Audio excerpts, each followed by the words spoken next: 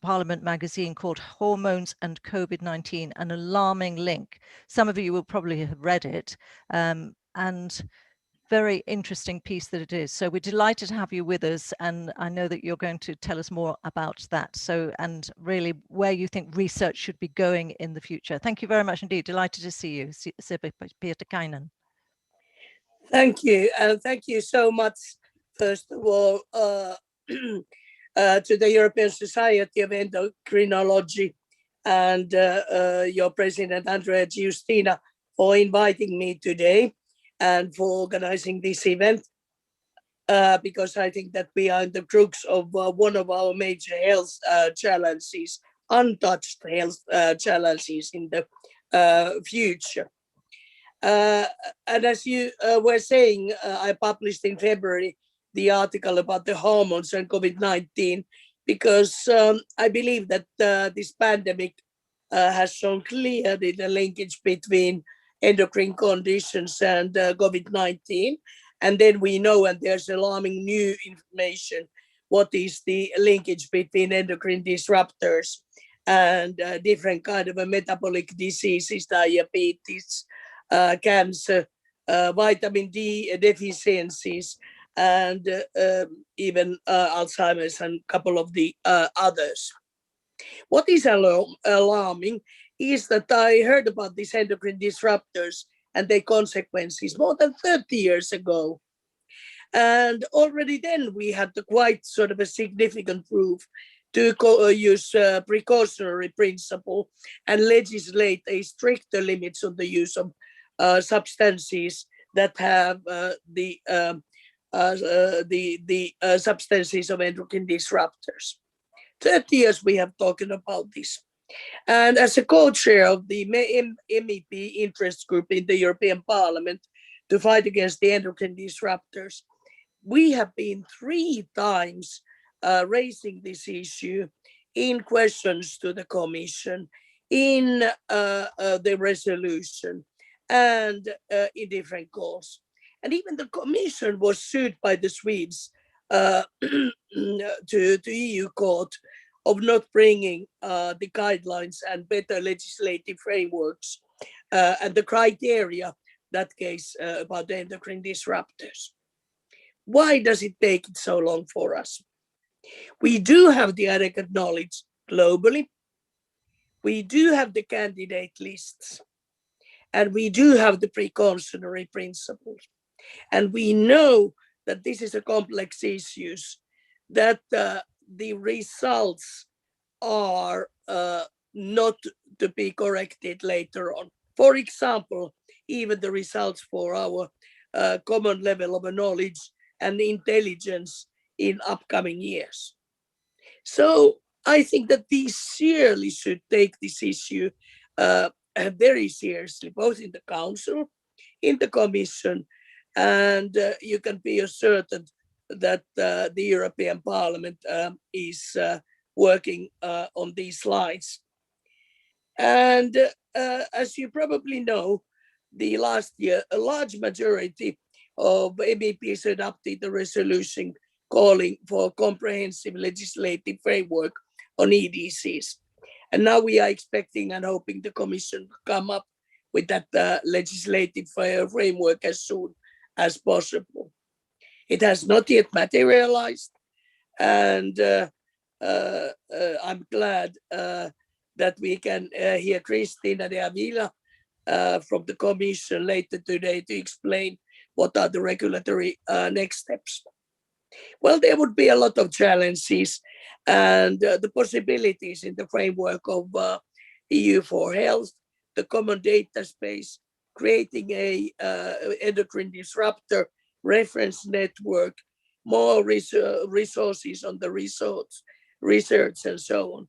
But what I would like to do now is to turn the floor for real experts, and I'm looking forward for very interesting area of interventions and discussions and food for thought for all of us.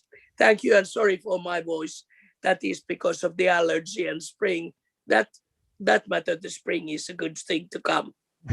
Well, thank you very much indeed, and I hope it gets better soon. But I mean, clearly frustration there about the lack of action on endocrine disruptors, and we will be talking about that a little bit later this morning. So thank you very much indeed. We're now passing back to Professor Justina, because you're going to tell us, I think, some more about the white paper that we've referred to, but we haven't really gone into the detail of. So, and you can tell us a little bit more how we're going to pursue that today. So, Professor. Your microphone's not. Yeah. Yes, you're right. Thank you very much, Kathy. I would like, first of all, to say hi and thank you to John Ryan and to Sirpa for their friendship, for being here, for demonstrating to be so close to the world of endocrinology and of hormones, and for their actions and for their ability to tackle the situation, which is obviously very difficult for all of us. What I would like to say is that I totally agree with Sirpa. The COVID-19 pandemic disclosed, if it was necessary, the importance of endocrinology and of hormones in our health. We know now very well that people affected by endocrine diseases like diabetes, like obesity, people that have vertebral fractures from osteoporosis, people that have lack of vitamin D, are all at risk of severe COVID-19. And this is something that when we speak about prevention, we have to have clear in mind that the role of hormones is of paramount importance for preventing even infectious diseases and the complication of infectious diseases like COVID-19. Therefore, the importance of endocrinologists and the importance of taking care appropriately of endocrine and metabolic patients around the world and specifically in Europe is an issue which has become really a top priority for everybody. We really know that almost 2/3 of the patients that die from COVID-19 do have a metabolic complication. And this is something that really is striking. And we will talk really about the white paper on topics that, like obesity, are of paramount importance for preventing the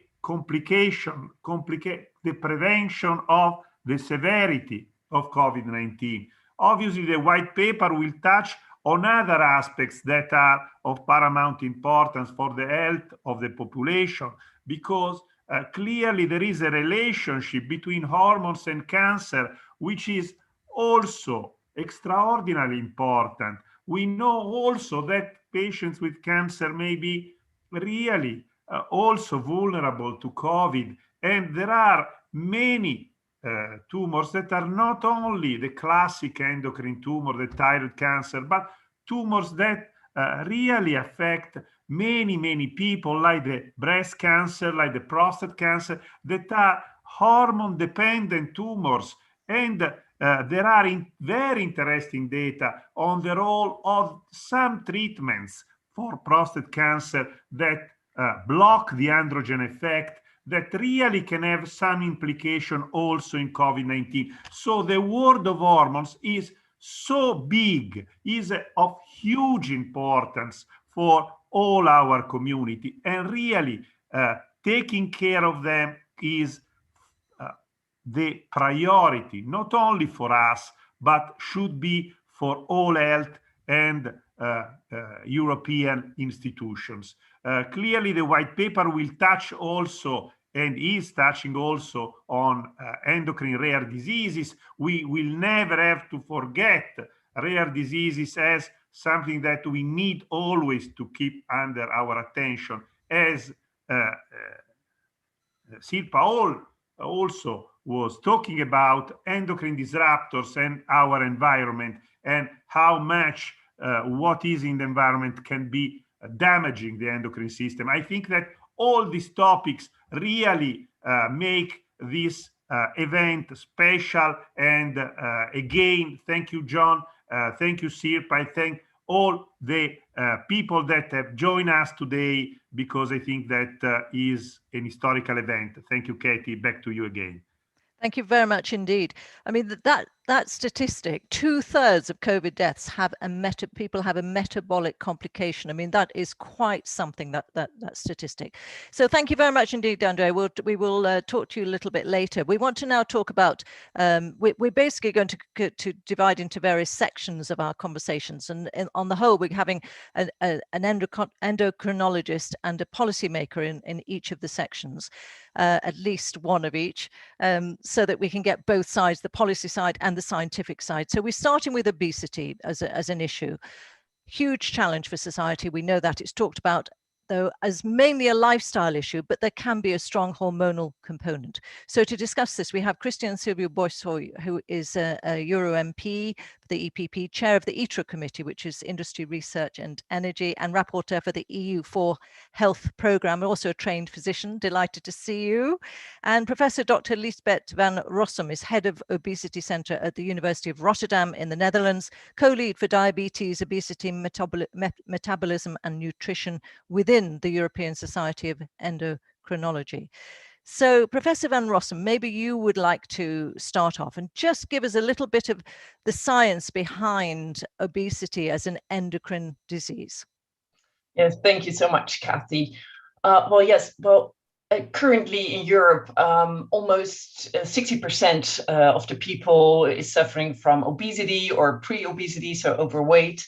And as we all know, that's leading to type 2 diabetes, cardiovascular disease, but also to diseases like depression, 13 forms of cancer, and as we clearly see right now, a more severe course of infections, just like COVID-19. But at the same time, it's really important to realize that fat is basically an organ. It's producing hundreds of hormones and other substances. And these hormones are essential for life. They regulate, for example, your immune system. They talk to the brain, to other parts of the body, but they also regulate how much food do you take and what is your metabolism. Now, you can imagine if you have too much fat, this fat becomes sick. All these hormones become, they are dysfunctioning.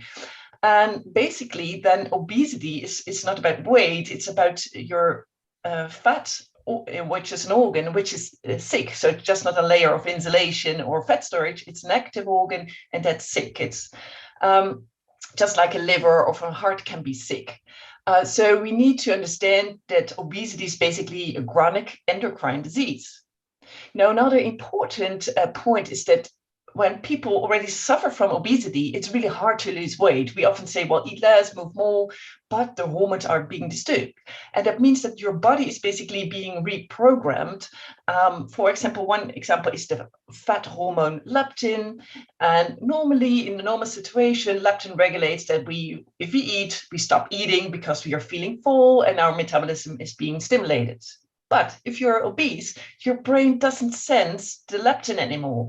That means that you're more hungry, your metabolism slows down, that makes you prone to gain even more weight. And it counteracts also weight loss.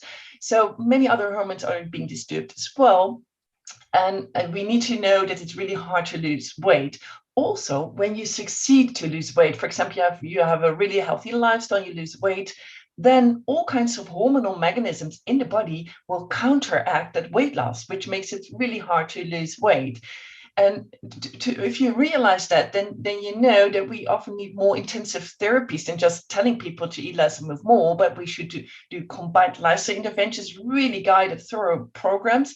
And if it's not effective, not wait until other diseases develop like cancer or heart attack, but treat and add on treatment with, for example, pharmacotherapy. Also, endocrine therapies are available, which are really effective, or perform bariatric surgery if there's severe obesity. And also bariatric surgery is altering the communication of the hormones. So basically pharmacotherapy and bariatric surgery help to recover the hormonal disturbances. So I think it's also important to realize there are many causes of obesity. Of course, the most common cause is unhealthy lifestyle, but there are other causes like hormonal causes, but also medication, psychic causes, but also genetic causes, social factors. Well, there are many factors, but once you have obesity, it's hard to lose weight because it's an endocrine disease. So I think that's really important also for the weight stigma people suffer from. Also, endocrine disrupting chemicals can be leading or contributing to obesity. So that's really something we can do something about with the policy. So what we need to do right now is to recognize the central role of hormones and recognize also that obesity is a chronic endocrine disease, which is relapsing over the time, and to take it seriously. Now we are often waiting until a heart attack exists or a cancer develops, and then we start treatment. We have to take obesity seriously. Basically, the situation is right now that there's a water tap open and the bath is full. And I mean, with the water tap open, well, we need to close the tap because there are more and more people developing obesity. So that's important, more prevention to close the tap. At the same time, the bath is already full. So people who have already obesity, only prevention is not enough. You need treatment to empty the bath. So close the tap and empty the bath. With respect to prevention, we need more public awareness. You can think of national action plans, and also there's a lot of room to reinforce the farm to fork strategy, stimulating healthy environments. Also, we need price incentives to stimulate the healthy food intake. We have room also to phase out the endocrine disrupting chemicals, which can contribute to obesity. And we need appropriate resources behind prevention and treatment. With respect to the treatment, I think it's good to partner with the Endocrine Society of Endocrinology, but also with the EASO and other multi-stakeholder initiatives like the Open EU.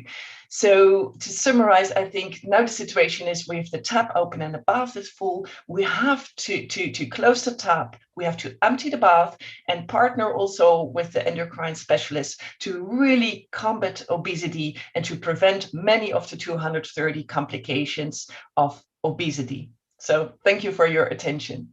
Thank you very much indeed. A great analogy there. The tap is open and the bath is full, and the fact that fat is an active organ, that's something that people are not really aware of, are they? Then it can also be sick. But the main thing is to recognize obesity as a disease and to destigmatize. Very interesting.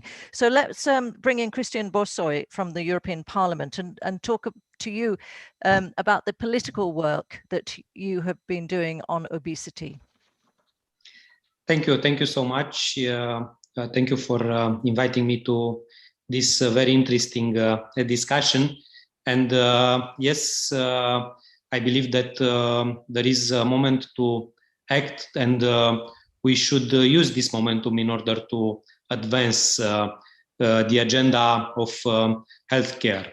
Obesity is a serious public health concern as it significantly increases the risk of chronic diseases, as it was said before, such as cardiovascular disease, type 2 diabetes, high hypertension, coronary heart diseases, and certain cancers, as it was already described by the president of the endocrinology organization. There is a high prevalence of obesity and overweight among the general adult population in European Union, and we need to react. On average, 51% of Europeans are overweight, 14.9% are obese. The World Health Organization rightly speaks of a global obesity epidemic. The causes of obesity are multifactorial, and they were briefly described by Professor Lisbeth van Rossum. Determinants can arise from non-modifiable factors such as genetics to modifiable behaviors such as dietary and nutritional aspects to physical activity or inactivity and sedentary habits, and socioeconomic circumstances such as poverty. In your white paper, you describe obesity as a condition that is characterized by a disturbance in normal metabolic homeostasis, as an endocrine condition, thus a chronic condition. Indeed, obesity is fast becoming the most prevalent health issue globally and in the Union, and the link with increased comorbidities is clear. At Union level, the Commission adopted, as you well know, in May 2007, already 14 years ago, its strategy to address the issues of overweight and obesity.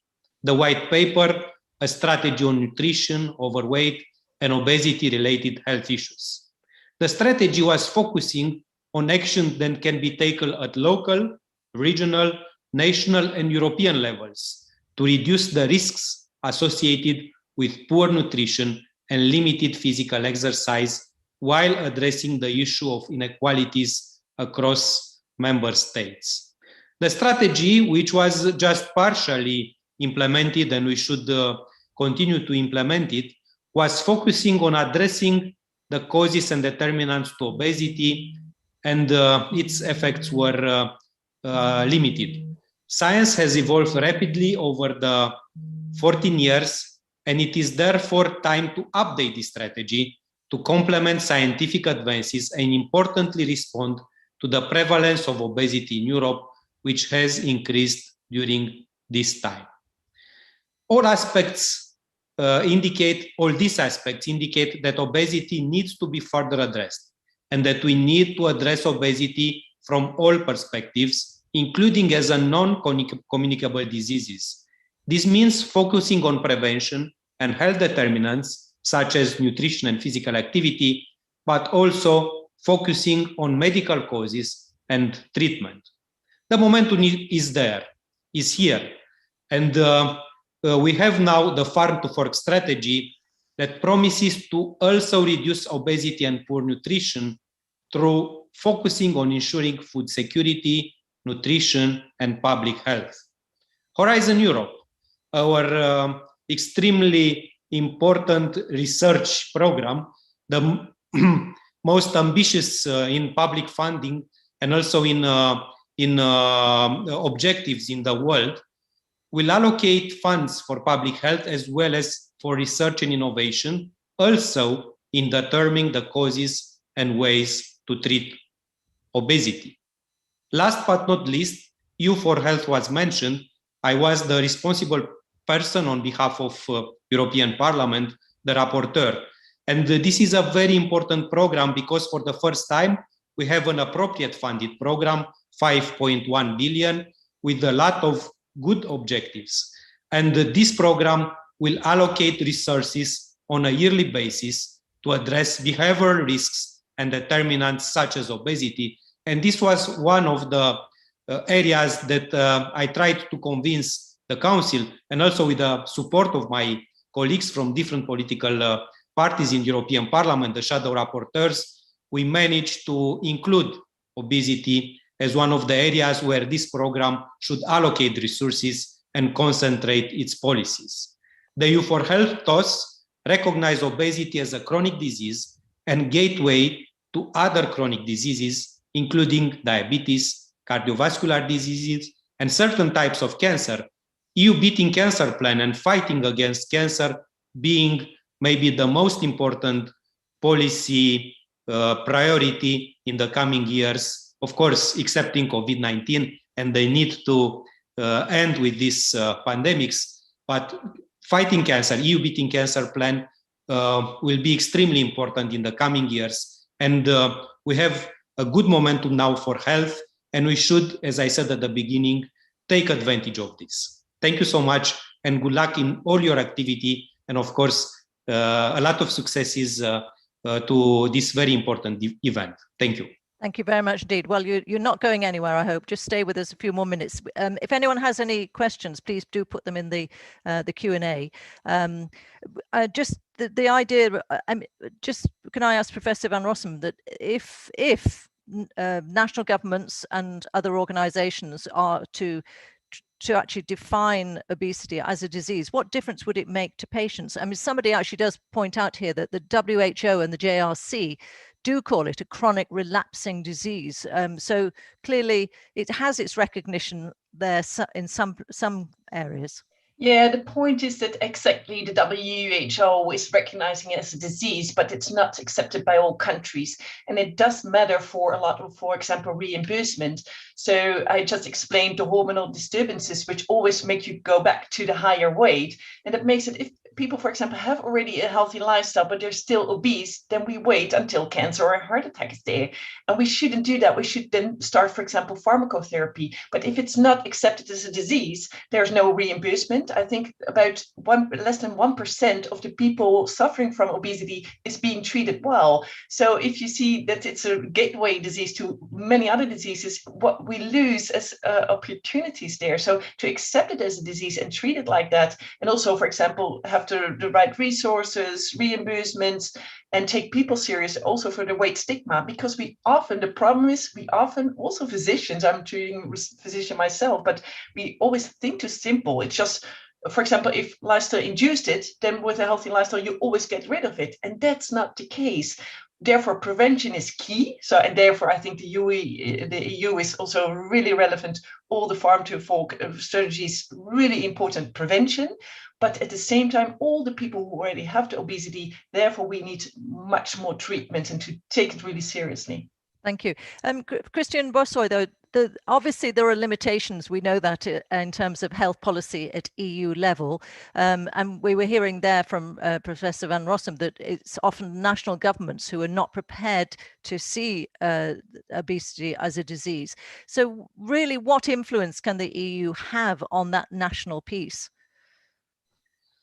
You're right. And of course, you rightly said that most of the decisions are in the hands of the national governments. In some EU countries, of course, there are regional authorities or state level authorities, but EU more and more took responsibilities, and the expectation of citizens, and mainly after COVID-19 crisis, are that EU institutions should react and should act proactively with more and more determination. Of course, the treaties are there. We cannot change them now, but already the signals sent from European level are taken into account more seriously by the member states. So with this program, putting together the ideas and the expertise of our extremely good doctors and researchers from all EU, we could issue policy recommendation, and European Commission, with this political support from European Parliament and from the academic community, could be more, I wouldn't say aggressive, more active in convincing member states to act with more determination in the area of fighting obesity and also treating obesity as a medical condition, as a disease. Thank you. Professor Van Rossum, I mean, obviously we come back to COVID always. Is this really going to focus the mind more of governments? And where do you see the most potential for endocrine treatments or prevention strategies? I mean, where do you think that the first real action should be? Yeah, I think this is really also momentum, just as Christian also outlined. I think what we're looking at right now is a chronic pandemic of obesity, and it's collapsing with an acute viral pandemic. And it's obvious, we knew already from the flu, it's more serious in people with obesity. So it's just one of the many examples of the problem of obesity. And where we should do is I think, again, to put in a boat, I think for countries, there's several countries already accepting it as a disease, like Portugal, recently Italy, Germany, and the Netherlands, but many other countries right now. So that creates opportunities for the correct treatment. But I think also we need regulations, because now you see a lot of things. It's voluntary. You stimulate with public awareness. That's also needed, that the healthy lifestyle is important. But actually, the obesogenic environment is really horrible right now. I mean, the supermarkets are full of unhealthy food, and to make the healthy choice the easy choice by, for example, price incentives, but also to forbid, for example, marketing on healthy foods. I think we need much more regulations to make it more easy for people to live healthy, because we make over 200 food choices a day, and about 90% is unconscious. We are being stimulated by our environment to live unhealthy. So it's not an individual issue anymore. It's a public health issue for prevention, and at the same time also to treat well. Can I just very, very briefly ask you a question that's come in, talking about the definition of obesity? Do you find the diagnostic criteria of obesity, which is mainly body mass index, satisfying? How should they be specified in your opinion? Do you see I think that? it's a very good question. I think also you should take at least into account also the waist circumference, because we're mostly talking about abdominal fat mass, which is the active unhealthy organ if you have too much. And of course, if you're a bodybuilder, you can also have a BMI of 32, which basically would be obesity by definition. That's not the case. So we should look more at the person as an individual and define it better by implementing more. Is there too much fat? Is there dysfunctioning fat? And there define it, not only the BMI, which is more like an epidemiological measure. And Andrea Giustina wants to come in briefly, but just to say, Professor Giustina, we are running a bit tight on time on this bit.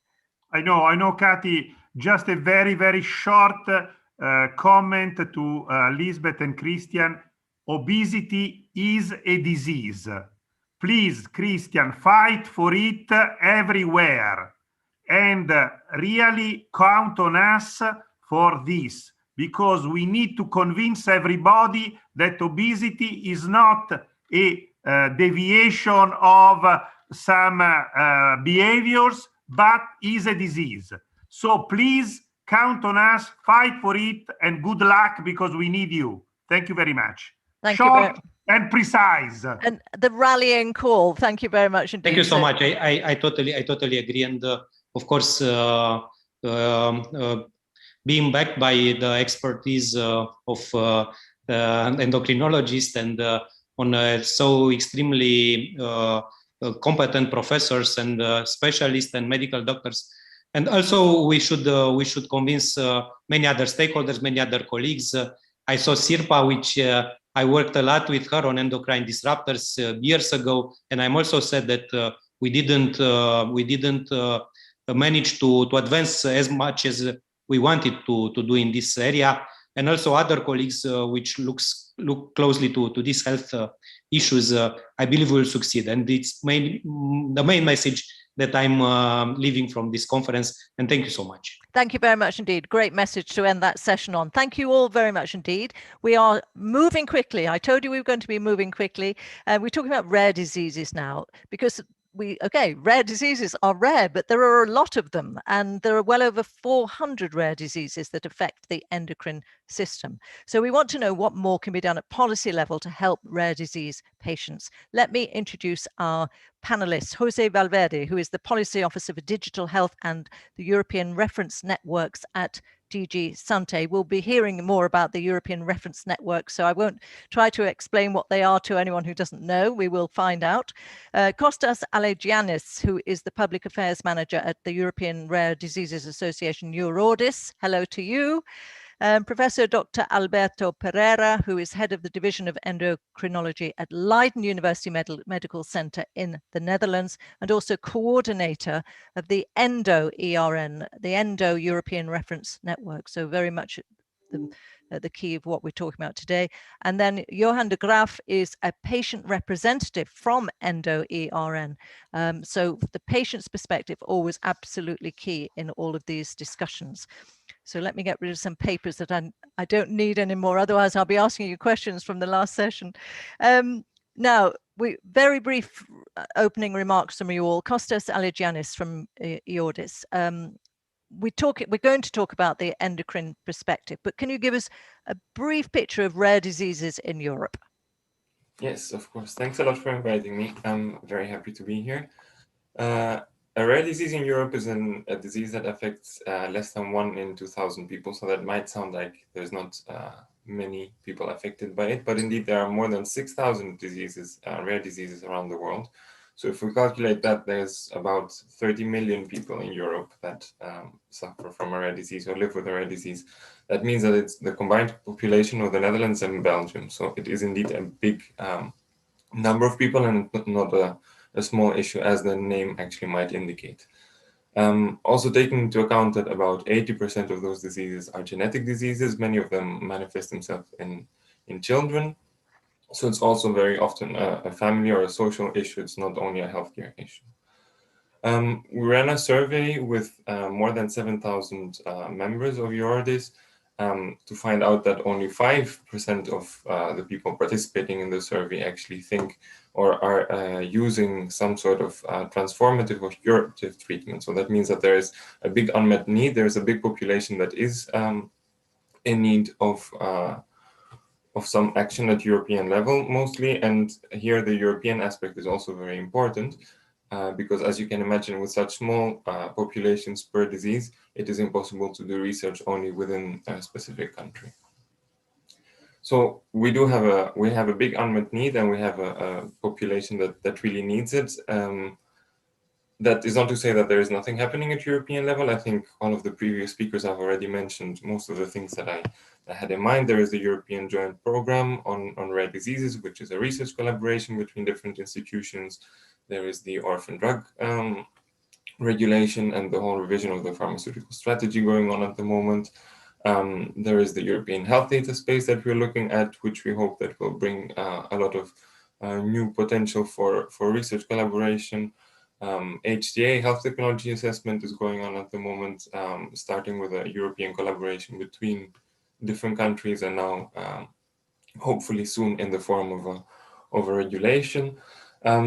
But I think the most important is, of course, the Cross-Border Healthcare Directive, which was set up to enable patients to travel between countries, but it also has one element on ERNs that I think others will talk a bit in more detail, which does actually the exact opposite. Rather than the patient traveling, it's the knowledge and the collaboration of different experts in different European countries. So I hope this helps set the scene a bit, and I'm happy to hear from the other speakers. Thank you very much indeed. And yes, again, you give a picture that there's a lot going on there, but clearly there are still some unmet needs. Professor Pereira, from the endocrinologist point of view, tell us a little bit about specifically endocrine rare diseases and the policies and the networks that exist. So we more about the European Reference Network. Thank you so much, Katie, and thank you, Kostas, for the kind introduction already of the rare diseases. So you have to be aware that more than 400 rare diseases affect the endocrine system, and rare endocrine conditions are often chronic and life-threatening, and accurate estimations of the economic costs and societal burden are just not available yet. So these more than 400 rare diseases are covered in 4 ERNs, but the vast majority is within endo-ERN, and endo-ERN is also the largest of the ERNs. So endo-ERN covers expertise from birth to old age, and also has a unique governance structure that includes patient representatives in all its layers.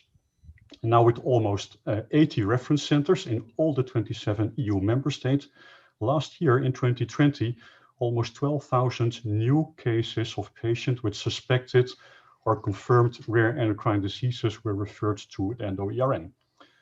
And as John Ryan already mentioned, the reduction of pre-existent health inequalities in the EU is the mission of all of us, but specifically for the ERNs for the rare disease cases. So we have the 2 most important deliverables of the network are, first of all, to demonstrate the added value of the multi-expert boards that use telemedicine for the cross-border consultations, and second, to demonstrate structural pathways into science.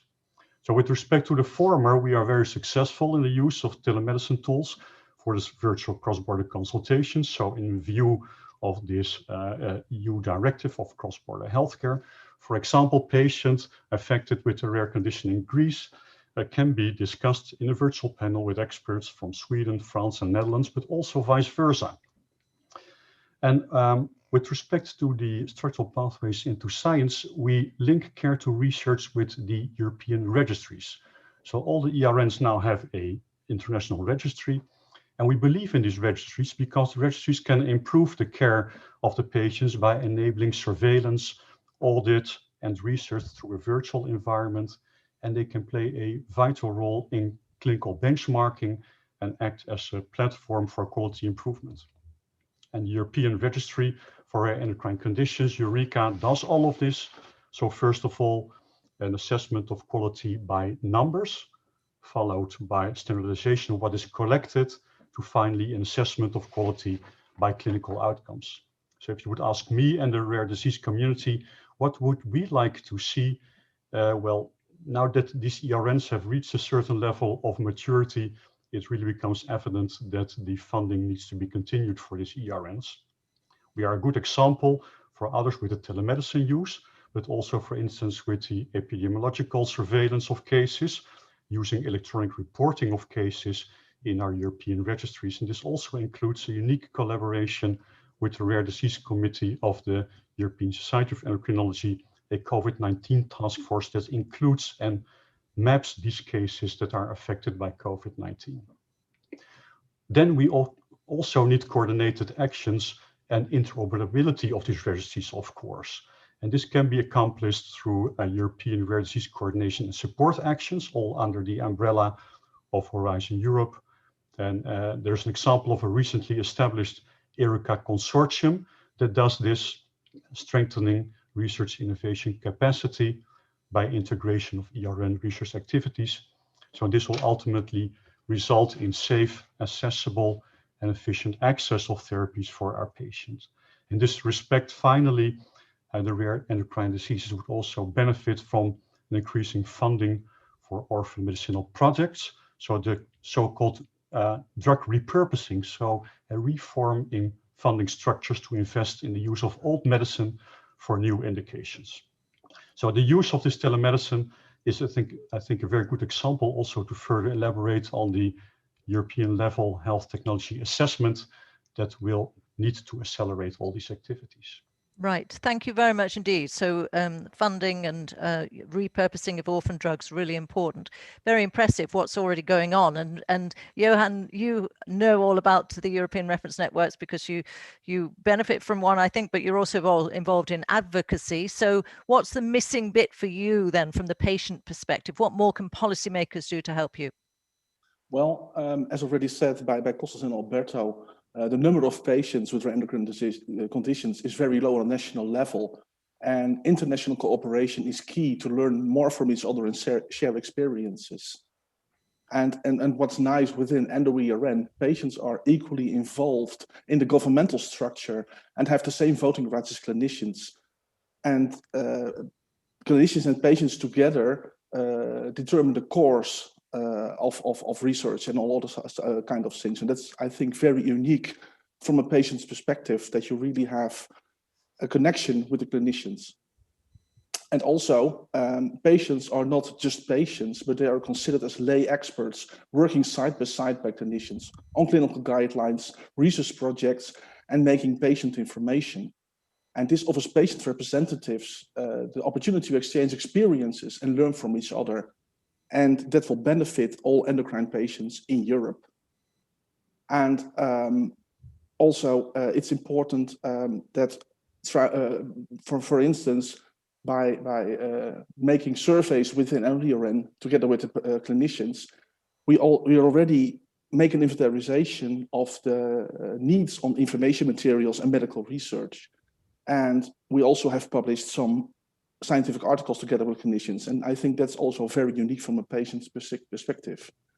But one of the things, it's difficult for us to reach out to every patient in Europe.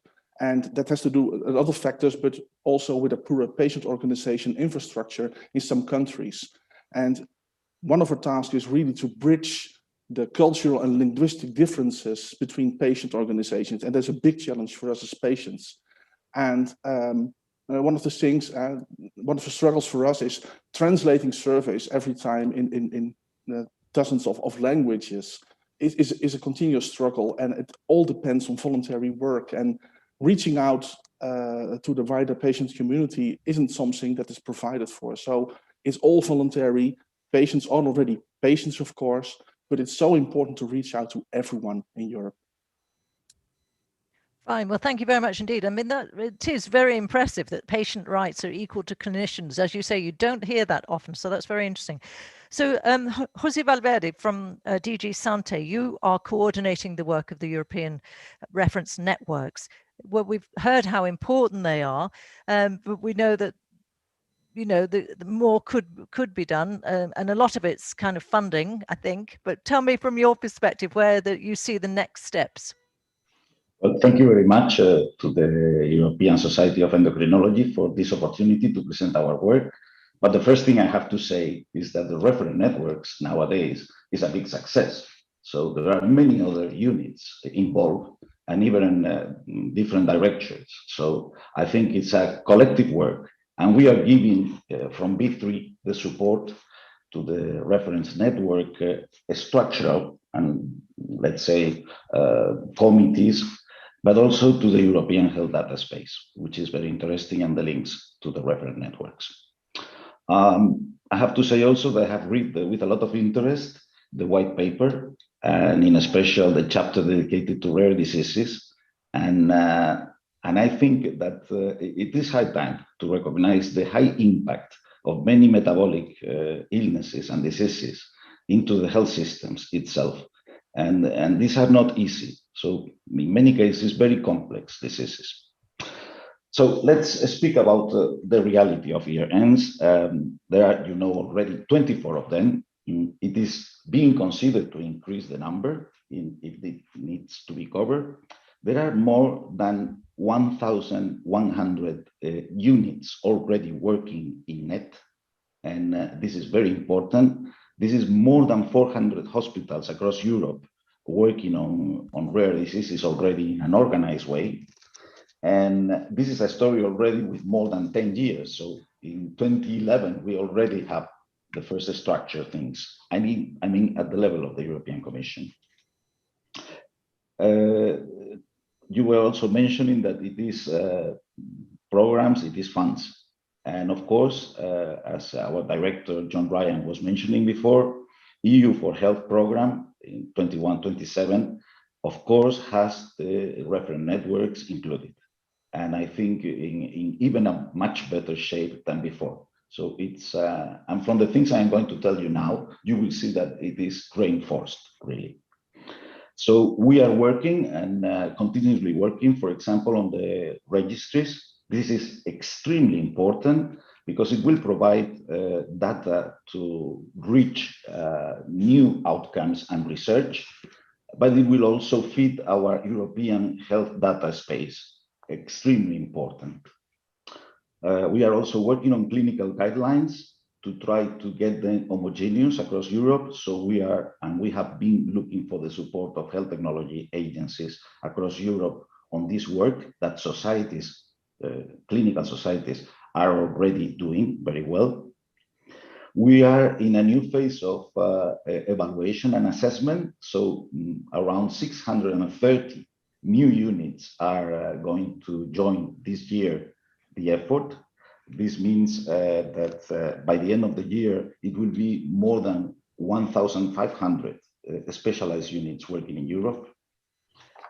We have also the mobility program, which I think is something very demanded inside the units, inside the reference networks, because it will allow to interchange not only health professionals, but even patient representatives inside the unit, inside the networks. And this is very interesting.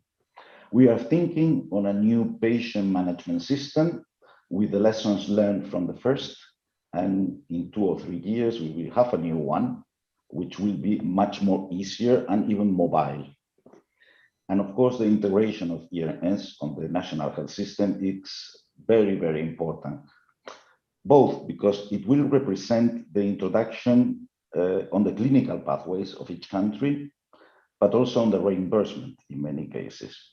But we understand that the heterogeneity of the European health systems makes this a complicated effort that we are thinking that in the next program will also get support. Thank you. Thank you very much indeed. So you mentioned the EU health data space. Maybe I could bring in Kostas Aligiannis on that and ask you what you hope that is going to mean for the world of rare diseases, because it's obviously then accessing real world data. Yes, well, it's a bit hard to say at the moment, as we're still waiting for the final proposal of the Commission, but we've been involved over the last years in the preparation of and with different stakeholder consultations and working groups, etc. So I think especially for rare diseases, because of the issue that has been mentioned before by basically everyone, the small populations in different countries and the need for European international collaboration, it is impossible to have this kind of collaboration on a bilateral basis between countries. So having a European framework that will help foster this research and will allow data to flow between borders without having the restrictions of incompatible legal systems, because I think the objective of all the countries is the same, to protect individuals on the one side and find a balance between research and individual freedom. So if we have a European framework that allows to do this for the whole of the EU and not only on a national basis, that would be the main objective, I guess, of the European health data space, and what we look forward to. Yes. Professor Pereira, then what policies will be the, I mean, we've heard a lot of actions going on at EU level, but really what would be the most important thing from endocrine linked rare diseases from your perspective?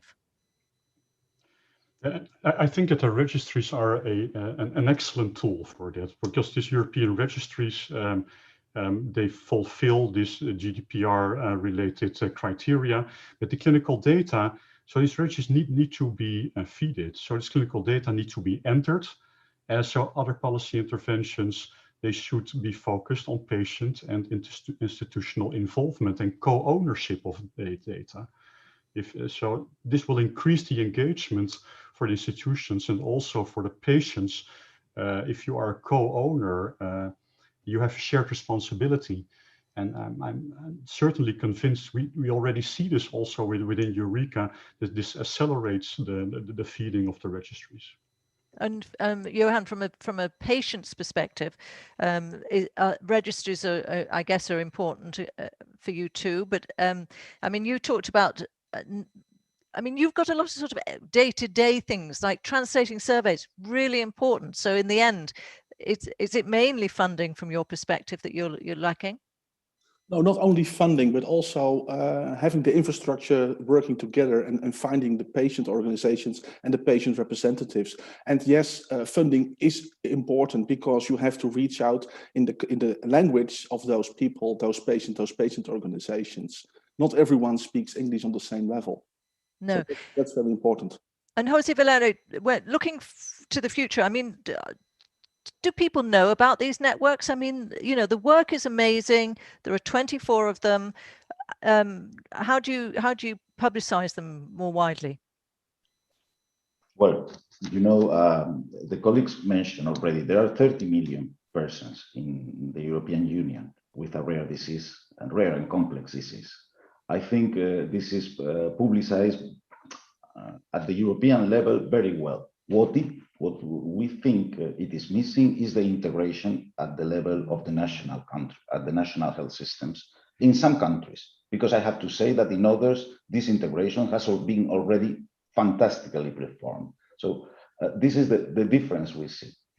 And about I will like to say that about the health data space. Yesterday was published a public consultation, so now it's open for you to comment on that. And of course, registries are going to be, or we want that it will be part of it, really a very important part of it. And here, the key word is the integration. So the interoperability. If we manage that electronic health records, our registries, and also our clinical management system for consultations communicate between them, then we will have a much bigger possibility for our patients to get the diagnostics and therapeutics before. Thank you very much indeed. And that interoperability was something that Professor Pereira brought up. So that's really important. Well, thank you very much indeed. I know we're rushing through all these themes today, but that's just gave us a sort of real sense of how important these reference networks are. And when it comes to certainly rare diseases, all rare diseases, but specifically dealing with endocrine linked rare diseases. So thank you very much indeed to all of you. So we're jumping on now, and we're going to cancer, because if we look at the prevention and we look at the treatment and we look at the care and the quality of life in many cancers, so many depend on hormones. There is really a huge link. So I'm delighted to have with us for this session Jutta Gutterland, who is an Euro MP from Sweden on the ENVI committee. Hello to you. And we have Professor Dr. Monica Marazuela, Chief of Endocrinology and Nutrition at La Princesa Hospital in Madrid. So really nice to see you both. Professor Marazuela, endocrinologists play a big role in beating cancer. We know that, certain cancers anyway. Tell us more about that, how that whole element of endocrinology in cancer. Hello, thank you, everyone. Good morning. During my intervention, I would like to explain how endocrinology is linked to cancer and how endocrinologists make valuable contribution to beating cancer in Europe. The first point I would like to make is that many common cancers, such as breast cancer or prostate cancer, that we all know about them, they are hormone dependent. That means that these cancers are sensitive to the hormones that are naturally produced by the female or male body, such as estrogens, progesterone, or testosterone. So the treatments that are used for these cancers include anti-androgens for the prostate cancer and anti-estrogens for the breast cancer. And in some cases, these treatments have side effects that include critical functions in the muscle and the bone, such as muscle or bone loss, fractures, or increase in cardiovascular risk. Therefore, endocrinologists should be involved in multidisciplinary teams when they treat this very common cancer. We should be included in these teams. In addition, beyond this common cancer, there are specific cancers that involve endocrine glands that secrete hormones. They are not so common compared to other cancer, but they're still seen, and their incidence is increasing, but unfortunately their detection rate is still low. The most common pure endocrine cancer is thyroid cancer, whose incidence is increasing each year. Currently, there are more than 50,000 new cases of thyroid cancer each year in Europe. In addition to the thyroid, other endocrine tumors can appear in the pituitary gland, in the adrenal, testes, and ovaries. In addition, neuroendocrine tumors can develop from little cells in the neuroendocrine system that is present everywhere, including the stomach, the bowel, pancreas, and the lung. These tumors are rare, they're often misdiagnosed, and unfortunately, when they appear, they are advanced in more than 60% of cases. Another important point to emphasize is that cancer treatment have long-term impact on hormones. Aggressive cancer treatment can result in comorbidities in cancer survivors, such as autoimmune endocrine dysfunctions, metabolic complications, or infertility. Therefore, endocrinologists should provide important contributions to the management of cancer treatments and the quality of life of cancer survivors. For example, a multidisciplinary approach is very important in situations where young men and women need to undergo aggressive cancer therapy. Endocrinologists should be consulted when considering options like cryopreservation of sperm and eggs for later fertility treatments. One final point I would like to make regarding the relationship between cancer and endocrinology is linked to the reasons why several types of cancer are on the rise. My colleague, Lise van Rossum, just explained how obesity relates to hormones, and the obesity epidemic is linked to 40% of cancer cases. Similarly, the prevalence of endocrine disrupting chemicals, which my colleague Joseph Curl will talk about in a very short time, also has an effect. Cancer, obesity are interlinked with cancer, and these items should be addressed. In population surveys, EDC have, for example, been linked to a rise in testicular cancer in young boys and men, along with other abnormalities. Together with fellow expert endocrinologists, we have developed a response to the public consultation on the Beating Cancer Plan of the European Commission. We are overall pleased with the plan that was presented in February. However, we want to emphasize how important is that the Commission and the UN members include an endocrinology perspective and also take into account endocrine cancer in the implementation of this plan for the prevention, treatment, and long-term quality of life of cancer patients. And now I hand to the MIP Götaland to address what European Parliament is working on. Thank you. Thank you very much indeed. So, yeah, Jutta Gutteland, we hear there that endocrine-linked cancers are on the rise, and a call for more voice for endocrinologists in the whole cancer fight. Tell us from a political point of view what's going on. Thank you. Thank you, Kathy, and thank you to the organizers. Thank you for inviting me to this interesting conference today. And also, I would like to say thank you to Professor Marazuela for a very important intervention.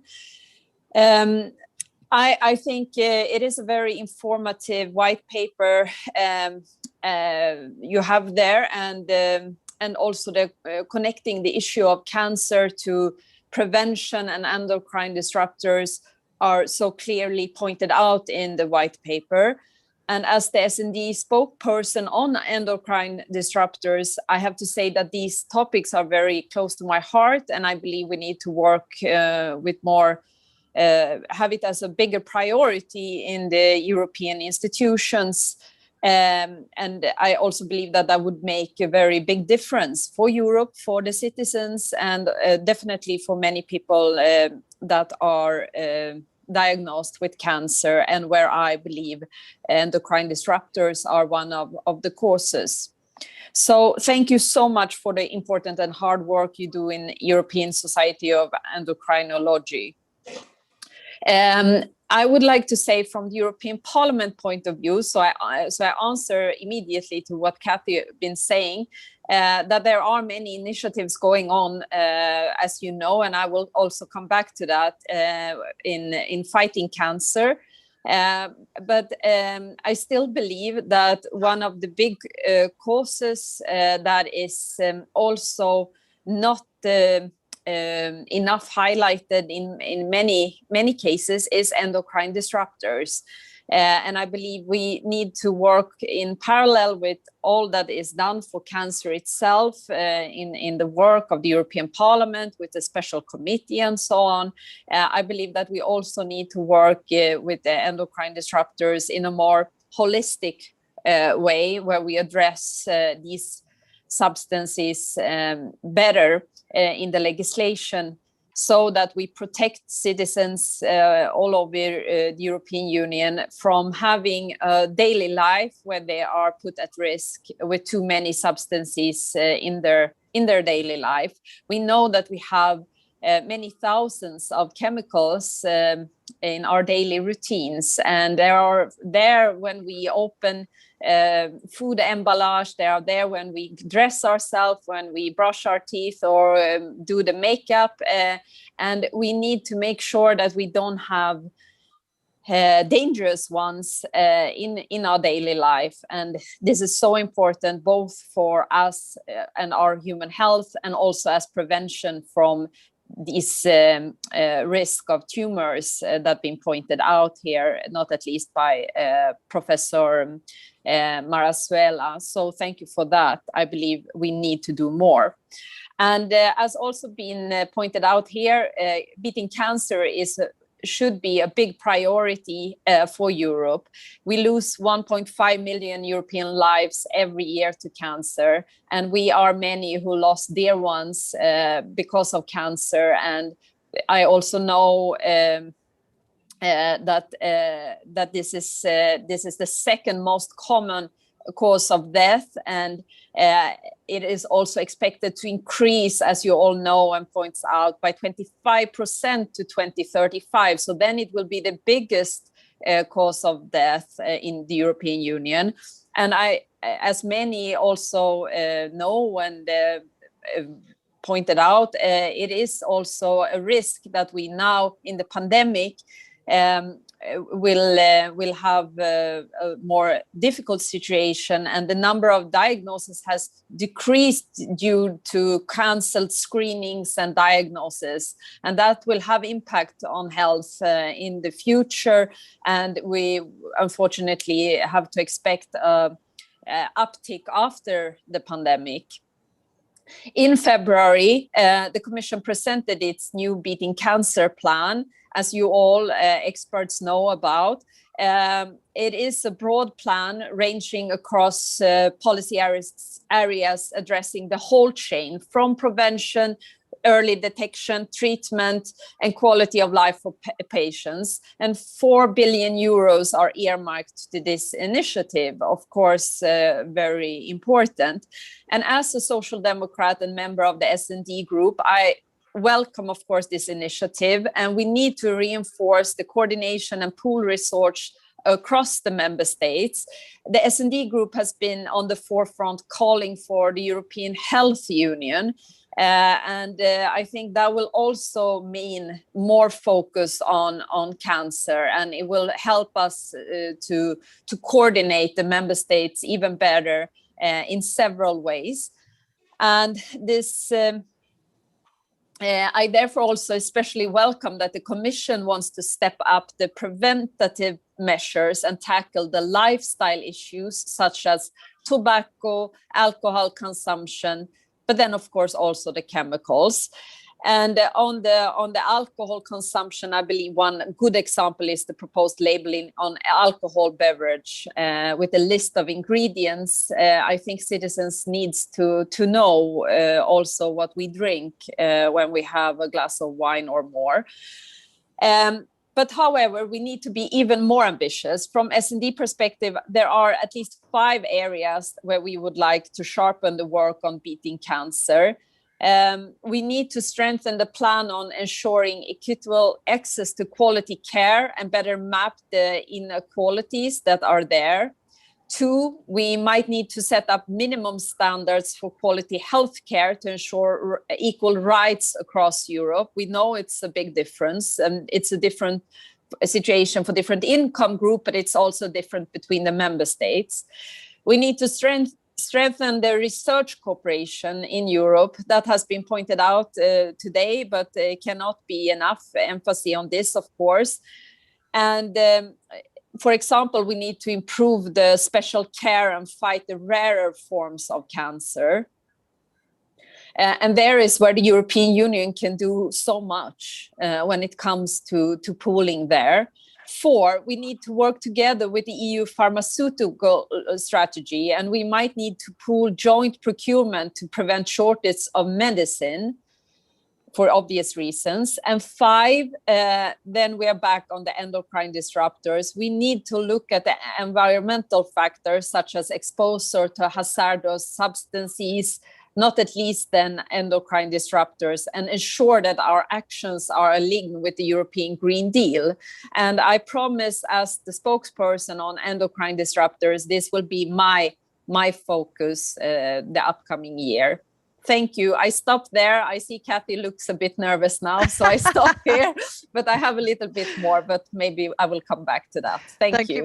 Thank you very much. It's quite hard to sort of get the body language right when you just next to each other and boxes on the screen, but thank you very much indeed for that. I mean, you've talked about endocrine disruptors, and the Beating Cancer Plan is recognizing that hazardous chemicals are a key factor in the challenge against cancer. So how do you think the legislation, hazardous chemicals legislation, can help, and do you see a greater potential for the voice of endocrinologists in this whole argument? Yes, absolutely. I really feel that voice is necessary. It is already there. I met lots of scientists who pointed out the link between endocrine disruptors and cancer, different kind of tumors. And I also believe there has been initiatives, letters, and different kind of initiatives the last years to encourage the European Commission and also the European Parliament to do more.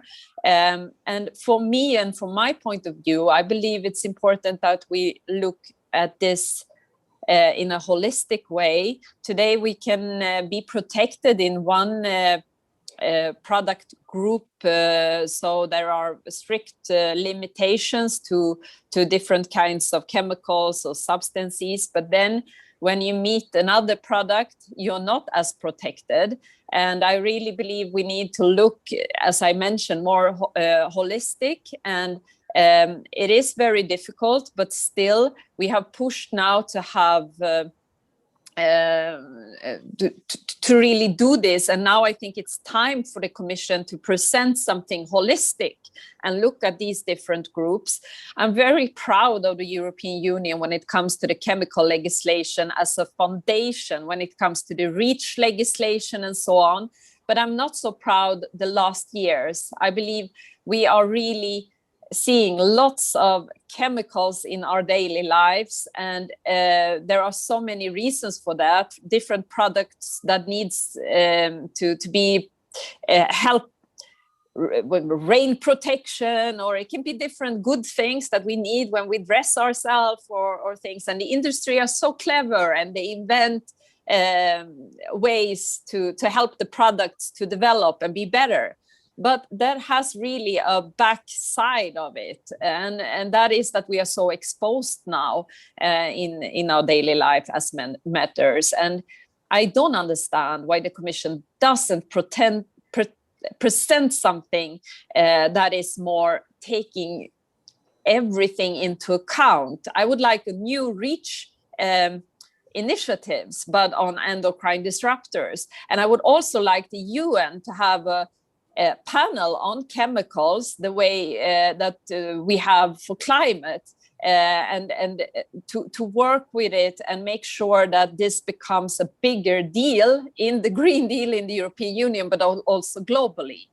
Okay, well, that very, very passionate views there. And we are going to have our next mini panel, which is on endocrine disruptors, but some very good points there. Maybe just Dr. Marazuela, I could just finish with you on a more medical side of things. I mean, you talked about the late diagnosis of some of these rare cancers. So how can that be changed? What is the link between the endocrinology and the cancer? What more can be done? Well, I think part of the problem is lack of awareness. So these tumors are not recognized earlier enough. So future policy should ensure that other medical disciplines are trained in diagnosing endocrine cancers, not just us. For example, gastroenterologists should be trained in recognizing neuroendocrine tumors that sometimes present as gastrointestinal complications in the beginning. We also need to create links between experts. The ARN, it's a very good option. The European Reference Network on rare endocrine conditions could also help us to diagnose these sometimes rare tumors, sometimes not so rare. And we should take into account general cancer policies that lead to earlier detection, diagnosis and treatment. Of course, research funding is also very helpful and could help to improve current diagnostic procedures. So I think we should need to collaborate. That's always very essential in every kind of process in medicine and everywhere. And of course, we will need also funding to make this better and to help each other. Great. Well, thank you very much indeed. I see that Andrea Justinas, have you put your camera on to intervene here? Yes, Kathy, just as usual, a very brief comment. Many thanks to Mep Gutland and to Monica for these talks. Please remember that we are speaking not only of classic endocrine gland tumors, but we are speaking of the world of hormonal dependent tumors like breast cancer, which depends from estrogens, prostate cancer, which depends on testosterone. And also, please remember that many new treatments for cancer do have endocrine side effects. So the endocrinologist is really of paramount importance is in all these multidisciplinary teams that deal with tumors everywhere. And I think that this has to be clearly in mind of everybody. Otherwise, we lose a piece of the scenario. Thank you very much again. No, very good point there. Well, thank you very much indeed to both of you. And you've really sort of set the scene for our next panel anyway, because we're going to be talking about endocrine disrupting chemicals. So thank you, and the health risks associated with that. So thank you very much to both of you. And let me introduce now our next panelists. Cristina de Avila, who is Head of Unit for Sustainable Chemicals at DG Environment of the European Commission, and Professor Dr. Josef Kohler, who is from the Institute of Experimental Endocrinology at the Charité Berlin and co-lead of the ESE focus area on environmental endocrinology. So welcome to you both. Professor Kohler, just give us a bit of the science behind endocrine disrupting chemicals. And just before you do, let me just remind people you can send questions. We have a couple of questions from the last session which are on this subject, so I will put them to our panelists here. So Professor Kohler. Yeah, thank you. Welcome very much for the opportunity to present the EDC topic. And great thanks also to Cristina de Avila joining this panel on behalf of DG Environment. We highly appreciate her participation today and her great activities in the unit of sustainable chemicals. As stated in the white paper, endocrine disrupting chemicals, I will use the abbreviation EDC, are substances that mimic, block, or interfere with hormones in the body's endocrine system. And you have heard how broad the endocrinology and the hormone is by the interventions of our president. Endocrinologists in Europe, its member states, and all over the globe are very concerned about adverse effects of EDC on the health of people, and even more so on future generations, a question raised already.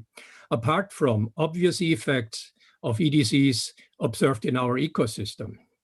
The endocrine community worldwide, the ESE and members of our sister societies on all continents have provided solid evidence, a lot of epidemiological data, large cohort studies demonstrating that local or global exposure to individual EDCs or their mixtures is associated with adverse health effect for exposed individuals or whole populations. And strongest evidence has been accumulated, especially for the adverse EDC effects on hormonally regulated processes, contributing to the pandemics of obesity and diabetes. And you have heard that there are strong risk factors on COVID complications. So EDCs adversely impact on the development and function of the hormone-dependent reproductive system, including breast and testicular cancers, for example. And this links the EDC issue to the EU Beating Cancer Plan, as you have heard already. In utero, transplacental, or postnatal EDC exposure of the offspring during lactation can lead to later health risks in life, and additionally provokes transgenerational effects by epigenetic mechanisms. We learn about that quite a lot in the last few years. This latter aspect of EDC action may also be particularly relevant for the subpopulations affected by endocrine rare diseases discussed in the panel before.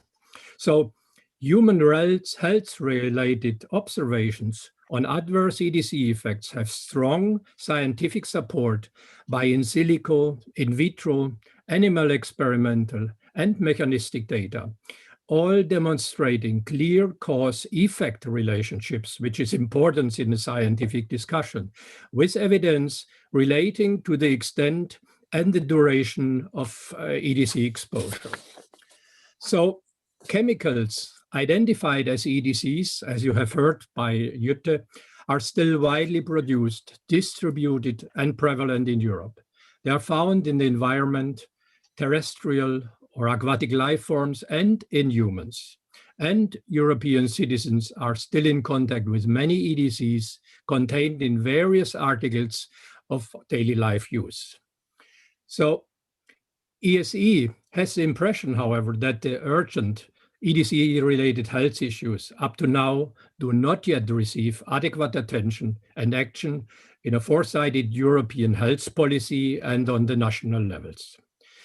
ESE highly appreciates the publication of the Chemical Strategy for Sustainability Towards a Toxic-Free Environment last October. This is an excellent step in the right direction in the context of the European Green Deal, and we now eagerly await its full implementation. Though this CSS document announces legally binding hazard identifications of EDCs, inclusions of EDC as a category of substances of very high concern. And this, I think, is a very important point we come maybe in the discussion. And it announces to phase out EDC in consumer product. But we all know paper is very patient. So EU needs now to take action without further delay to implement these CSS announcements by the strategy and to put into effect the precautionary principle mentioned before of our EU constitution. So there are a lot of questions coming up. I will focus on three. Which implementation steps will be taken by the Commission first now? What kind of information, data, procedures are still needed to implement such measures of reduction of EDC exposure of humans and our environment? Will the Commission increase funding of EDC research for development, validation, and application of up-to-date test methods, covering also the other endocrine areas discussed in the context of the rare diseases, for example? And of course, we ask the Commission, how can ESE, the Society of Scientists, support the EU Commission in its CSS intention and possibly provide scientific help against strong pressure groups or opposing member states in the EU control? Thank you. Thank you very much indeed. So some very, very direct questions there. So Cristina de Avila, tell us a little bit more about where the Commission is on this. There's clearly a lot of frustration out there, and you've heard that, you know, the scientists are saying there is clear evidence of a link to health, and it's also, we know, a big political hot potato. So tell us more. Hello and good morning to all, and thank you for the opportunity to be here with you today in this important event on the launch of your white paper. And thank you, Joseph, for setting out the scene of what endocrine disruptors are and for reminding us of the challenges that we have ahead. No? So indeed, we have heard the calls from science already for a while on endocrine disruptors, and I think we can be proud of the program that we have set in front of us with the chemical strategy for sustainability, which is in effect quite ambitious in terms of the regulatory challenges that we have ahead. No, and we want to tackle the main gaps, or rather update our legislation so it's more fit for purpose and more updated to the challenges that we have identified. So I think I can say that at least in the European Union, we are in a brink of a breakthrough in the endocrine disruptor regulatory world, or at least I would like to think that this is what the strategy is bringing, it's the opportunity that is bringing to all of us in the European Union. So you possibly will all have heard of the European Green Deal, which is the most important strategic document of the von der Leyen Commission. And one of the European Green Deal's first deliverable was the chemical strategy for sustainability that has set for the European Union a zero pollution ambition for a toxic-free environment to be achieved by 2030. So the strategy has built on the assessment or evaluation of the chemicals legislation and its implementation throughout the years. We have a very extensive body of chemicals legislation in the EU, and yet we have identified that there are areas that it can be improved. And I think some of the panelists in previous panels have identified also some of the problematic areas. I also agree that they need to be tackled. So we perform a number of evaluations of this piece of legislation, and also a fitness check of how well our current legislation protects us from the exposure to endocrine disruptors. And the outcome showed a clear need to step up the protection. So the strategy is a response to alerts coming from science and on the risk posed by endocrine disruptors. So as my commissioner, Mr. Sienkiewicz said, when launching the strategy, with regard to endocrine disruptors, there is a need for speed, and we are determined to step up the pace. So more concretely now, what is that we are going to do in practice? So first, we have identified the need to build our changes on the amendment of two of the key pieces of legislation that we have in the European Union. So these are horizontal pieces of legislation. One is the REACH regulation, and the other one is the regulation that for classification, labeling, and packaging of substances and mixtures. So the latter is the piece of legislation that we use to identify the hazardous properties of chemicals. So the first thing that we're going to do is establish a horizontal criteria to identify endocrine disruptors. So we will establish hazard classes for endocrine disruptors that will be based on the WHO definition, and that will be built on existing criteria that have already been developed for other pieces of legislation, such as pesticides and biocides, and that will be able to be applied in all specific legislation. So all legislation regulating chemicals will be able to refer to these hazard classes in the classification, labeling, and packaging regulation. After discussions and an assessment, we've decided that from a regulatory point of view, it's better to have two separate classes, one for human health and one for the environment. And this is because some pieces of legislation in the European Union only refer to risk, for example, to human health or for the environment, and not to both. So it's better to have two different hazard classes, so they can be better used for those pieces of legislation that regulate the risks. We also will propose a categorization system. So we will have a category for non-presumed endocrine disruptors and another one for suspected endocrine disruptors. This is the approach that we have today for carcinogens, mutagens, and reprotoxicants. So it's the way that we've used, as I said, for this hazard class, and it's very, very efficient, and it's very good in terms of regulatory response. So it reflects better science and allows scientists to nuance their conclusions on the classification, and also allows the piece of legislation that that gives the risk management response to also nuance the response. We will also be looking in the classification, labeling, and packaging the possibility to add new label elements to the packaging and of chemicals. So not necessarily having a new symbol, but maybe having a hazard or precautionary statements added for endocrine disruptors in the labels of the chemicals. And then there is the global dimension, because the classification, labeling, and packaging regulation is the implementation in the European Union of the UN globally harmonized system for classification and labeling of chemicals. So we will try to bring our program also at United Nations level, so at the global level, and try to have endocrine disruptors classification also brought in the UN GHS.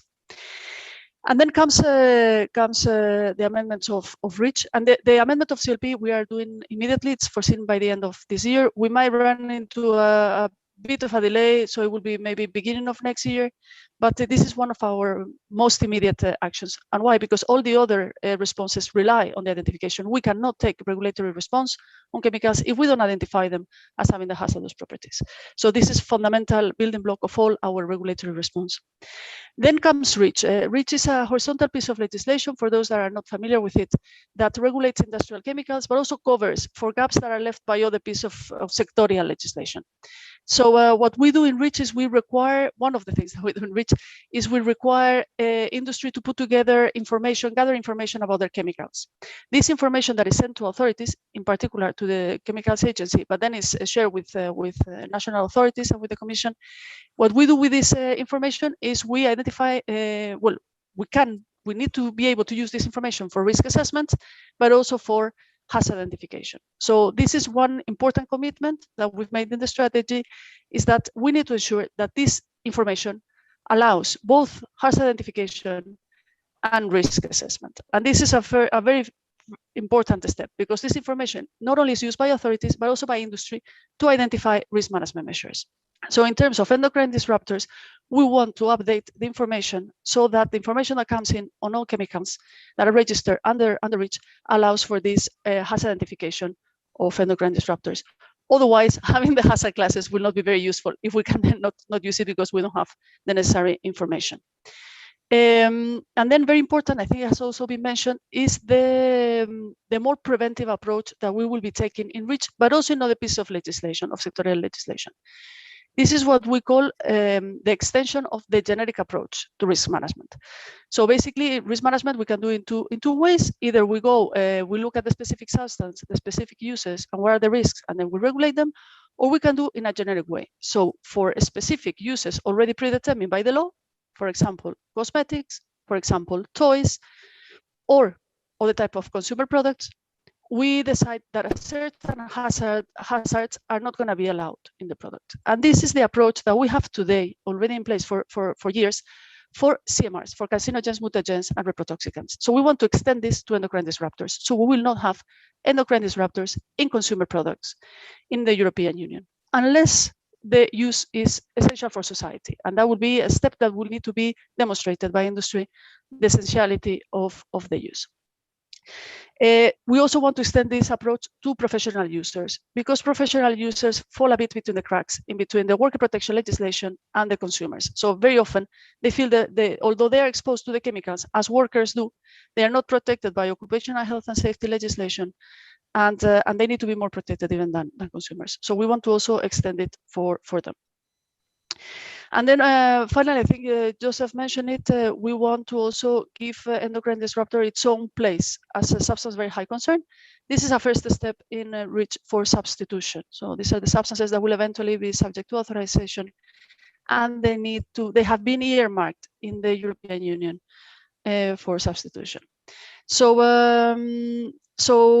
another important element is the need to accelerate the development of screening and test methods. It's important that we have in place and validated for regulatory purposes the test methods that would allow us to generate information on endocrine disruptors. And here also we have a number of initiatives, including funding, to improve the methods that we have at hand.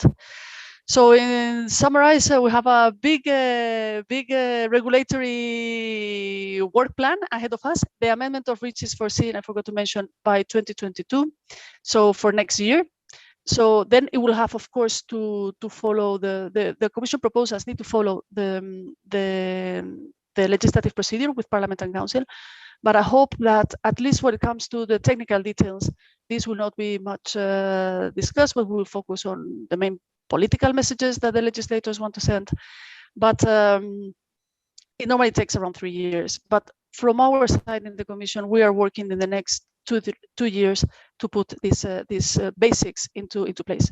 Together with REACH, other pieces of legislation will need to be amended. Also the cosmetics, the toys, etc., to include these generic approaches as well for endocrine disruptors. And not only for endocrine disruptors, for other hazardous properties that we have identified also with COVID, and I heard a lot talking about COVID in particular in the first panel, diseases that have made people more vulnerable to the COVID disease, and this, for example, immunotoxicants and neurotoxicants. Okay. So, but I just want to finish by thanking the European Society on Endocrinology for all the work. I think it's very important, the work that you provide us in the Commission, all the scientific support, and I hope that we can still count on you in these 2 years to come, because we will need your help. Thank you very much. Thank you very much indeed. So, Joseph, I want to ask you whether you're convinced that the Commission is stepping up the pace. Just let me read this. Women Engaged for a Common Future, they say they've been battling against EDCs for 25 years. We're convinced that we have to start now to prevent cancers and other diseases.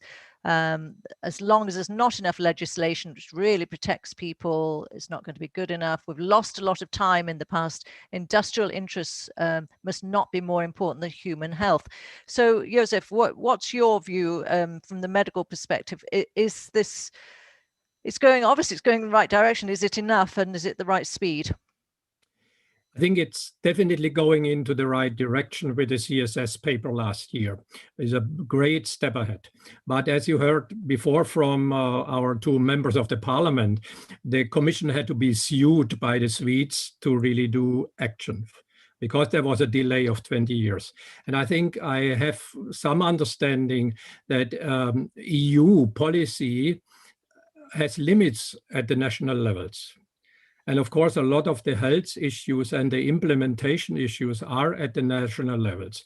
But I think we have learned from COVID especially that we cannot leave it to all member states to really, the last one to join in 20 years. I think the Commission and the European Parliament, the European Council, which is a major obstacle, has been a major obstacle in the past to implement action, they have to be put under pressure by the science, by the medical community, and last not least by the patients affected. We have seen that a lot of children, parents of young children, young families are highly concerned because they have the knowledge, but the knowledge is really not implemented and is really not put into action. And I think we have to step ahead with, now I just checked it, in April 18 identified EDs, endocrine disrupting compounds, by REACH, but many of them are still in use. There are the pesticides. Half of the pesticides allowed by the EFSA and the authorities in Europe are still in use, albeit we know that at least a third of them will affect the thyroid system, which is definitely not a good thing. So we have to take action. We have to start to phase out, and we cannot wait until the last, let's say, national government agrees to ban a substance. I think there must be more pressure and more action. Otherwise, we will jeopardize the future, the development of these pandemias. We know that endocrine disruptors contribute to the generation and development of obesity and diabetes. And when we wait for another 20 years, we will have another generation exposed and obese and diabetic. This is not a way to go. Cristina Avila, let me just bring in a couple of threads before you respond. Sandra Jen here says from EDC Free Europe, how can the voice of endocrinologists can also be reinforced for early and more systematic protection against EDCs all over Europe, in particular for children, future parents? We can't wait any longer. So the voice of the scientists need to be heard.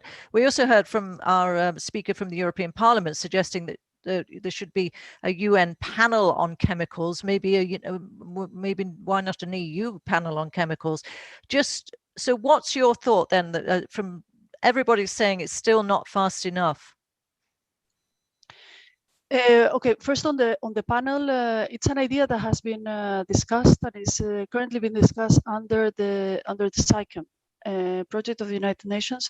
So it has not been abandoned and is very much in the thoughts of all the participants in those meetings.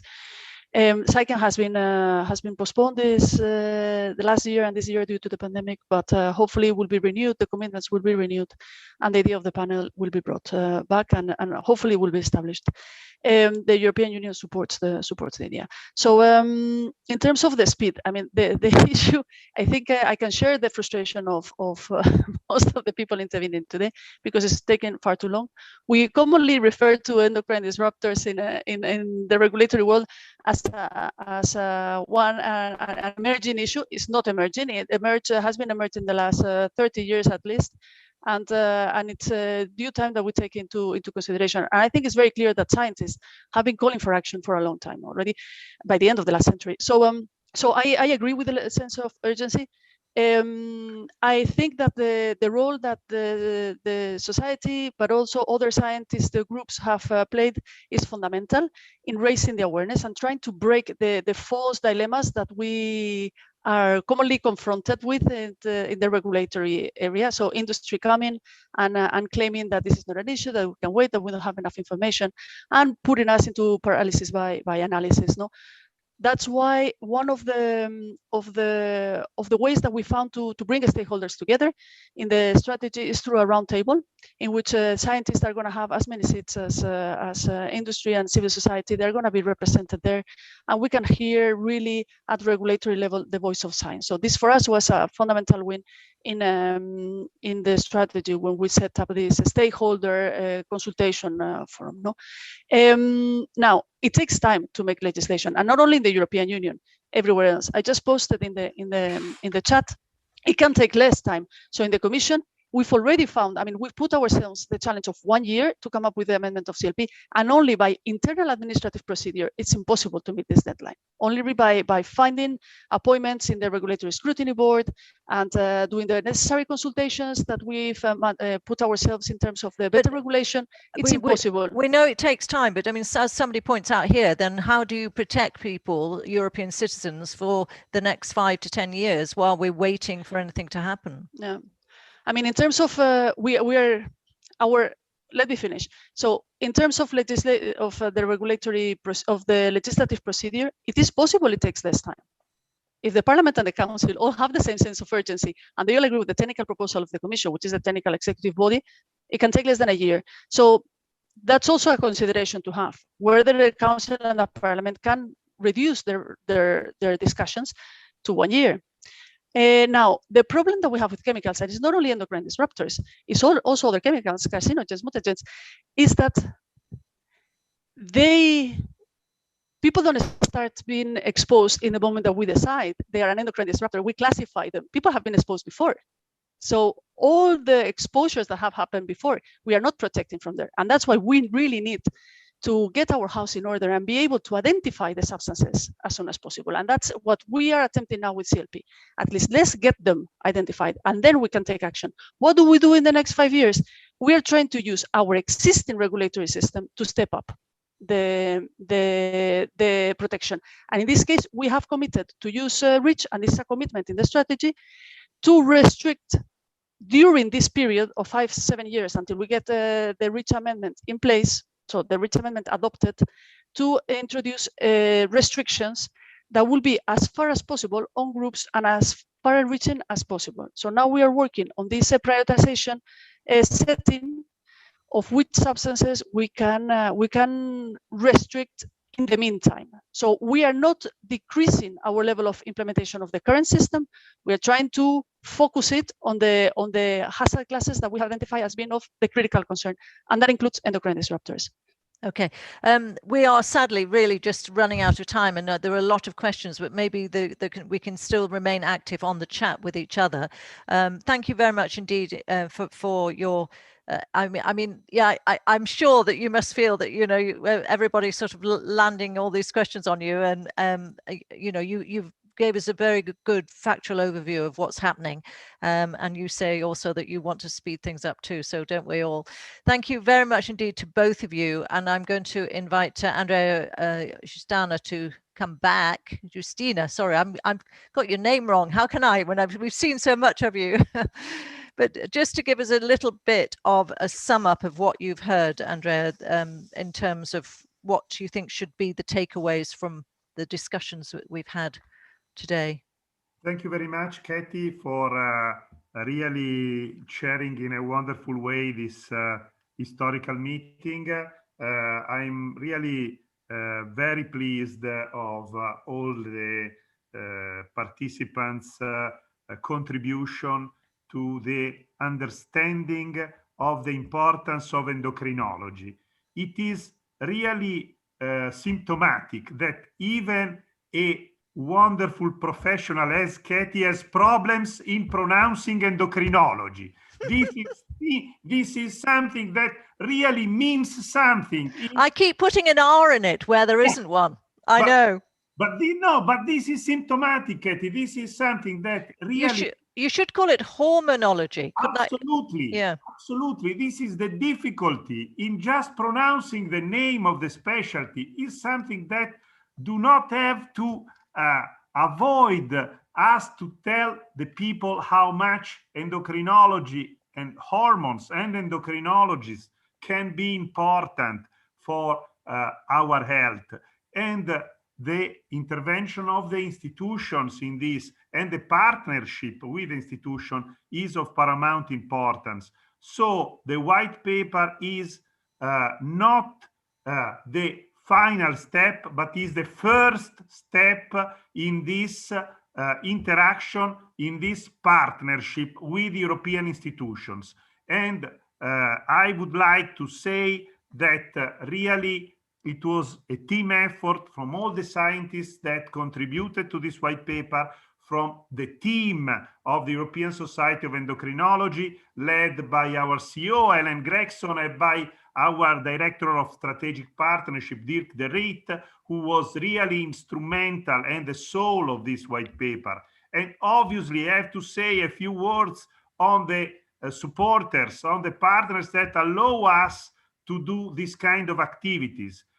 And we have premium corporate members that really, like Ipsen, like Pfizer, like Recordati, like Takeda, which with unrestricted, totally unrestricted grants, totally trusting on us and on our aims and on our integrity, really allow us to do this kind of activities. We advocate for endocrinology and for endocrinologists, but as you have seen, we advocate for the millions and millions of patients that around Europe and beyond do have endocrine diseases. These patients must be taken into account by our institutions. And we are here with the white paper and beyond for helping the institution taking care of this huge, huge problem. Thank you very much for everything, and to all the people that were willing to participate in this historical launch of our white paper. Well, thank you very much indeed. And just very briefly, Andrea, just in terms of COVID, we started with COVID, we'll finish with COVID perhaps. Do you think that this is in a way your moment, in a horrible way, because obviously nobody wants to be brought into the spotlight for this reason, but where do you see then the role of endocrinologists in the end of this pandemic and preventing others? Katie, thank you very much. Let's say a few words for what endocrinologists did in the COVID pandemic. Endocrinologists were recruited all over the world in first line against the pandemic, in the fight against the pandemic. And I have to say thank you to all of them who helped the health systems everywhere in fighting COVID-19. But also the endocrinologists were instrumental, because from the beginning of the pandemic, I remember a letter that I wrote to the British Medical Journal in March, saying that possibly lack of vitamin D was particularly impacting on the severity of COVID-19 in countries like the Mediterranean countries, like Italy, like Spain, where you think there is a lot of sun and there is a lot of vitamin D. Unfortunately not. We don't have enough vitamin D because the people don't go into the sun, stay in the offices, stay in their homes, and they no more have enough vitamin D. Whereas the Scandinavian countries do have enough vitamin D because they fortify food with vitamin D. We don't do that. And this is something that it's an easy thing to be done. Convince everybody to fortify food with vitamin D. And the European institutions can have the power to convince the people to do it. So I think that endocrinologists have been instrumental in discovering the endocrine phenotype of COVID-19 and will be much more instrumental in preventing other pandemics, protecting and curing the patient with diabetes, with obesity, with vitamin D deficiency. We just need the institution to help us to put enough money into research and to the help of those people that really care for this patient to do this and to do this effectively. Well, thank you very much indeed for closing the meeting in that way and bringing all together a few of the threads. It was a real rush through lots of subject areas, but in a way, you know, it gave a real sense of all the different areas where endocrinology is so key. I'd like to thank all of our speakers and for everybody who's attended. Just to tell you that the white paper will be sent to all participants, so you will be able to read it in much more detail, because obviously we've only skimmed across certain elements of it. So I'd like to say thank you to everybody involved, and enjoy the rest of your day. And I hope you will join us for the next time, because there will be a next time, I'm sure. Thank you, Katie. Thank you, everybody. Ciao. Thank you. Ciao. Ciao.